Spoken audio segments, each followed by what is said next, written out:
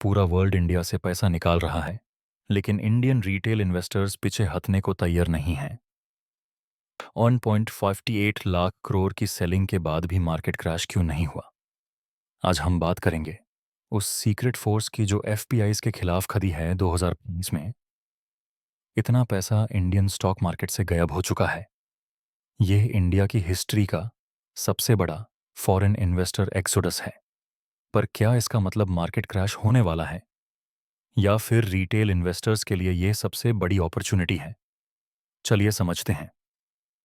Foreign portfolio investors यानी एफपीआईज वो investors होते हैं जो फॉरेन कंट्रीज से इंडियन शेयर्स, बॉन्ड्स और म्यूचुअल फंड्स में इन्वेस्ट करते हैं।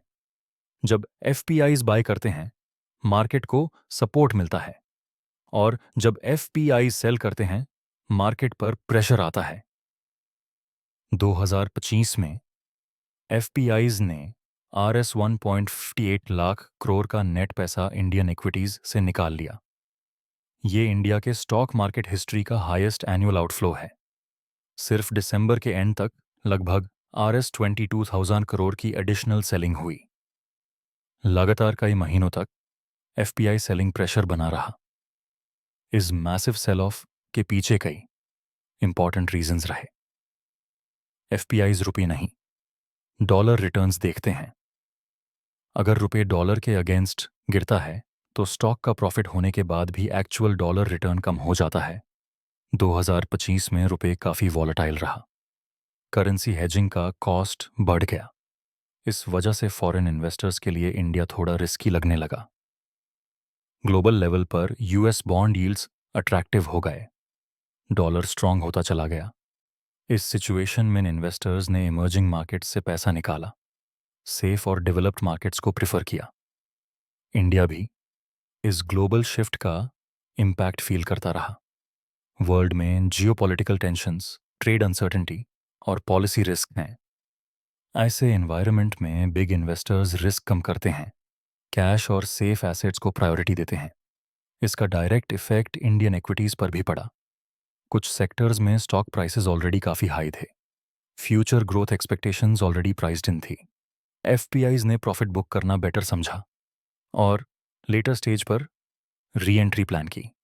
एक पॉजिटिव पॉइंट यह रहा कि सेकेंडरी मार्केट में सेलिंग के बावजूद एफपीआईज आईपीओज और प्राइमरी मार्केट डील्स में पार्टिसिपेट करते रहे। इसका मतलब फॉरेन इन्वेस्टर्स ने इंडिया को रिजेक्ट नहीं किया, लॉन्ग टर्म ग्रोथ स्टोरी पर भरोसा बना रहा। जब फॉरेन इन्वेस्टर्स सेल कर रहे थे, तब डोमेस्टिक इंस्टीट्यूशनल इन्वेस्टर्स टीआईआईज ने स्ट्रॉन्ग सपोर्ट दिया।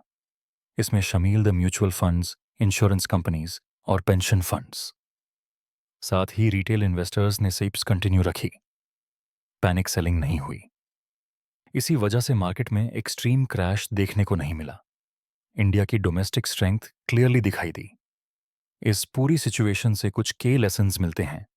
मार्केट सिर्फ एफपीआईज पर डिपेंडेंट नहीं है कि है। लॉन्ग टर्म एसआईपी इन्वेस्टर्स को पैनिक नहीं करना चाहिए। Short term volatility long term opportunity बन सकती है। स्मार्ट इन्वेस्टर्स मार्केट नॉइज से दूर रहकर फंडामेंटल्स पर फोकस करते हैं।